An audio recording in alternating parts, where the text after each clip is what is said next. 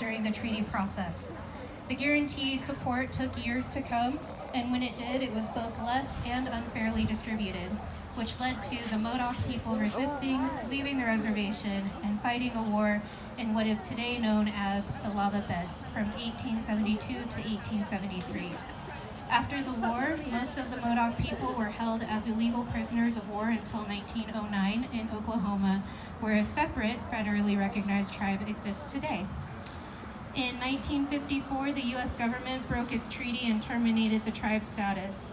After being terminated, the tribe was cut off from services for education, healthcare, housing, and related resources. The tribes were restored and received federal recognition in 1986, the year I was born. and went on to ratify a constitution in 2013. Both the state of Oregon and the United States government carried out genocide, ethnic cleansing, and forced removal against the indigenous peoples as a way to acquire land. They broke promises despite centuries of colonial theft and violence. This is still indigenous land. It will always be indigenous land. Consider donating to the UMBO Fund, which accepts contributions from foundations and individuals to directly benefit the Klamath Tribes as they work to save the endangered Chwamancocktu. Thank you. I'm still working on my pronunciations. Populations in the Upper Klamath Lake. Their goal is to provide fish restoration to Upper Klamath Lake, rebuild riparian areas, and continue to defend their rightful ownership of water rights in the basin. Indigenous people, we, are not relics of the past. We are still here, and we continue to demonstrate our talents and gifts amongst a backdrop of ongoing colonialism and oppression. Indigenous people are worth celebrating.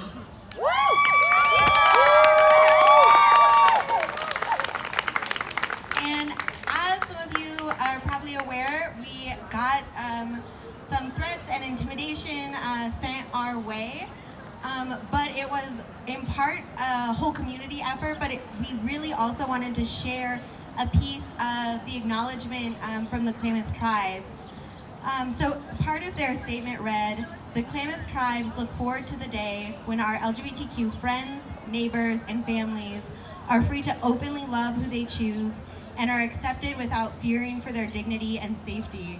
And I think that's part of what we're doing here today.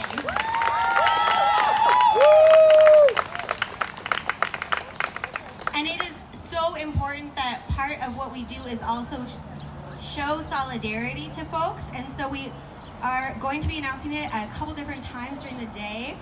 But July 18th, 2022 marks 34 years since the Klamath Modoc and the Paiutes' ancestral fish, the Chwam and the Koptu, were put on the endangered species list.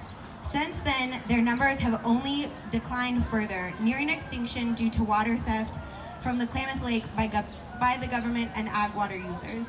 And they are having an event, and since they are showing up for us, we need to show up for them. And they are having a parade this upcoming Saturday at 11 a.m. and are going to meet at the Klamath Tribes Community Fitness Center. And directly following will be an informational session and community feed that will be around 2 p.m. held at the Klamath Tribes Community Fitness Center. And so I hope to see you all there too. So one more big, if I say tribes, you say thank you. Tribes! Thank you. Tribes! Thank you. So with that, we have with the Secret Life of Peas going on till 1 at the theater. We are going to just be playing music. So this first until 1 o'clock, it's all about community. Check out the booths, get oriented with your space. Any questions?